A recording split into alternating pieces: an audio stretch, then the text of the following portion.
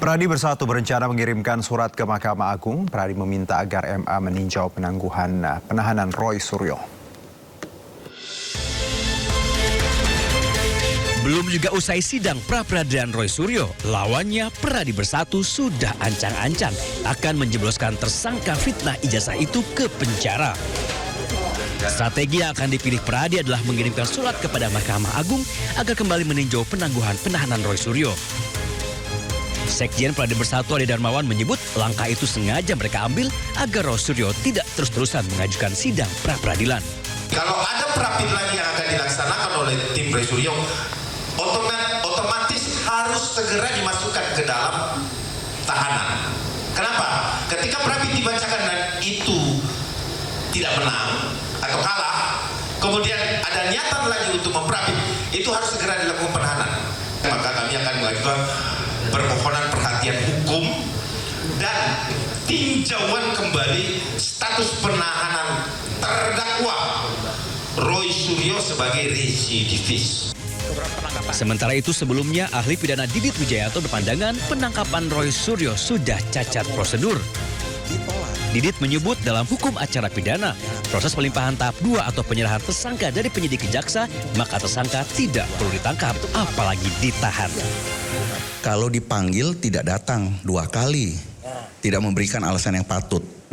Yang kedua, untuk kepentingan penyidikan. Nah, kalaupun untuk kepentingan pelimpahan tahap 2, tidak perlu ditangkap. Nah, di sini ini problemnya adalah langsung ditangkap. Kalau itu artinya apa? Berarti Polda Metro ingin membuat norma baru. Jumat 19 Juni, 2 tersangka fitnah ijazah Jokowi, Roy Suryo dan Dr. Tifa ditangkap Polda Metro Jaya. Keduanya sempat jalani perawatan di Rumah Sakit Polri sebelum dilimpahkan ke Kejaksaan Negeri Jakarta Selatan. Kejaksaan Negeri Jakarta Selatan kemudian memutuskan menangguhkan penahanan keduanya. Tak terima dengan penangkapan Polda Metro Jaya, Roy kemudian ajukan sidang pra-peradilan. Tim Liputan iNews melaporkan.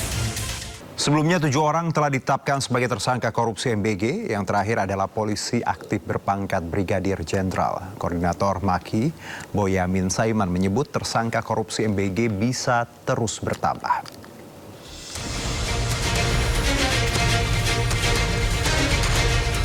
Bak kotak Pandora yang terbuka, tersangka korupsi MBG bertambah lagi. Kejaksaan Agung kali ini menetapkan Lalu Muhammad Iwan sebagai tersangka ke-7 dalam pusaran korupsi MBG. Kejagung menyebut Sekretaris Deputi Bidang Promosi dan Kerjasama Badan Gizi Nasional ini terlibat korupsi penjualan ompreng atau food tray. Modusnya, perwira polisi aktif berpangkat Brigadir Jenderal itu mencari calon mitra untuk mendirikan dapur MBG. Syaratnya, mereka wajib membeli ompreng kepada perusahaan PT SGI. Belakangan terungkap PT SGI ternyata perusahaan yang sengaja ia dirikan.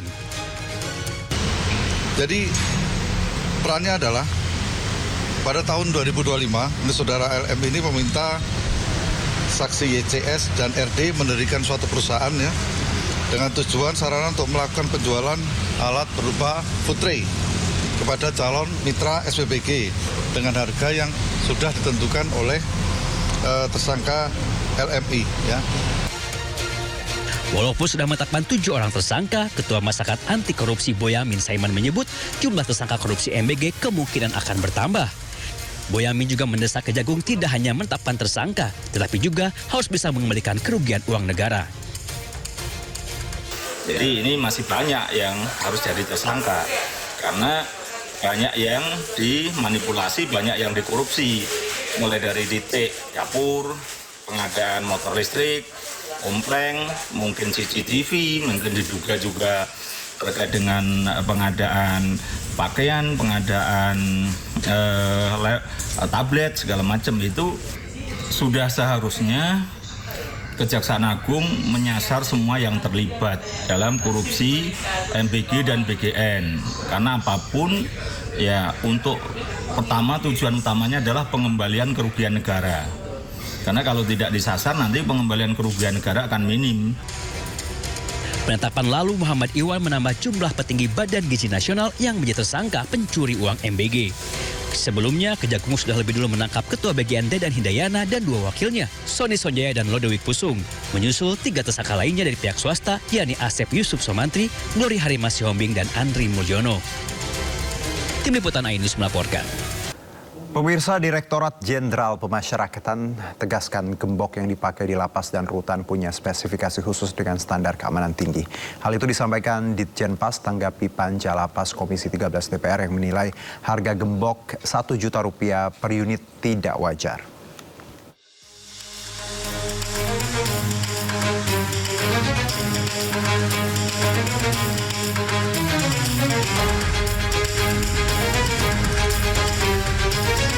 Direktorat Jenderal Pemasyarakatan tegaskan gembok yang digunakan di dalam lapas bukan merupakan gembok komersial biasa.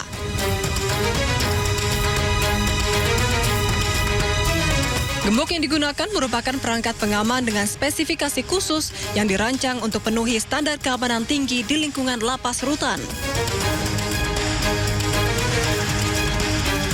Menurut juru bicara Ditjenpas Rika Priyanti, setiap gembok wajib penuhi syarat ketat, mulai dari bahan logam berkekuatan tinggi, tahan karat, tak mudah rusak, hingga punya sistem anak kunci yang tidak mudah diduplikasi.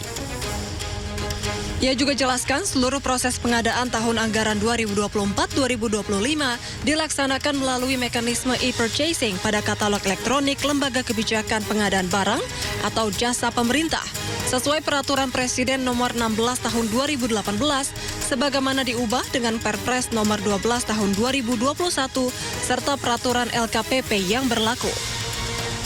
Sebelumnya, Panitia Kerja Lembaga Pemasyarakatan Komisi 13 DPR soroti pengadaan gembok di lingkungan Direktorat Jenderal Pemasyarakatan, Kementerian Imigrasi dan Pemasyarakatan yang nilainya mencapai sekitar Rp92,5 miliar dalam kurun 2 tahun.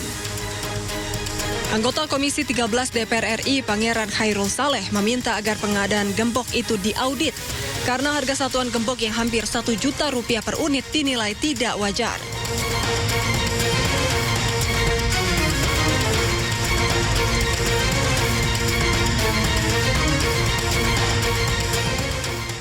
DPR RI menampung aspirasi Majelis Ulama Indonesia untuk membentuk rancangan undang-undang pidana tentang lesbian, gay, biseksual, dan transgender atau LGBT. Sementara itu wacana pemberantasan LGBT menuai beragam tanggapan dari masyarakat.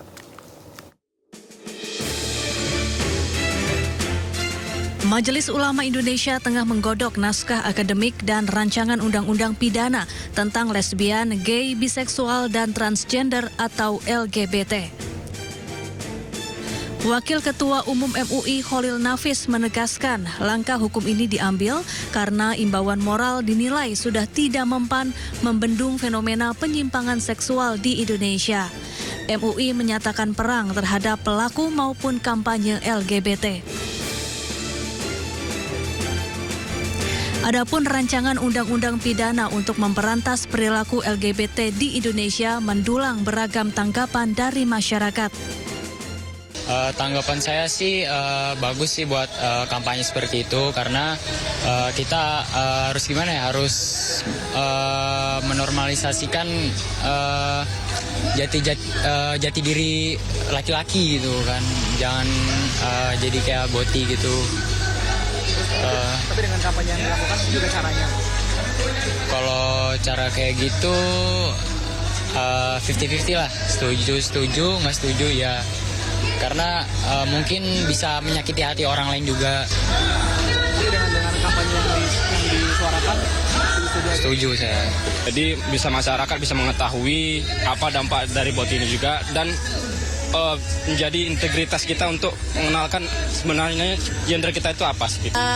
Untuk kampanye berantas boti menurut saya oke ya, since LGBT di Indonesia kan masih belum diperbolehkan ya, masih ilegal. Cuman mungkin caranya kali ya Mas, nggak yang lindas boti atau apa anarkis banget. Cuman mungkin bisa baik-baik atau pengarahan kayak kalau nemu orang yang agak-agak boti bisa mungkin diluruskan atau dibilang baik-baik gitu. Ya, tapi jangan anarkis juga sih, kan manusia juga ya walaupun boti. Sementara itu DPR telah menampung aspirasi MUI untuk memberantas LGBT dan akan membahasnya. Tim Liputan iNews melaporkan. Sebelumnya Presiden Prabowo Subianto resmi memasukkan penyebaran budaya LGBTQ sebagai ancaman non-militer. Hal tersebut ditetapkan dalam Peraturan Presiden atau Perpres nomor 111 tahun 2025.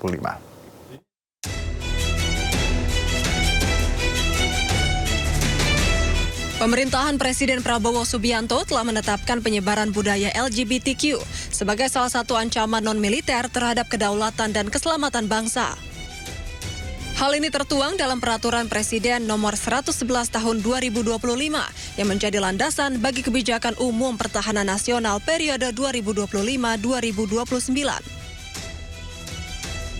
Penyebaran budaya LGBTQ atau lesbian, gay, bisexual, transgender, dan queer diklasifikasikan ke dalam ancaman non-militer berdimensi sosial, budaya, dan ideologi. Pada bagian ancaman non-militer, penyebaran budaya LGBTQ masuk dalam satu klasifikasi bersama radikalisme, terorisme, judi daring, pinjaman online ilegal, hingga penyalahgunaan narkoba. Peraturan Presiden tersebut telah resmi ditetapkan pada 25 Oktober 2025 lalu. Kebijakan ini menegaskan bahwa pertahanan negara tidak hanya menghadapi ancaman bersenjata, tetapi juga ancaman terhadap ideologi nilai dan ketahanan sosial bangsa.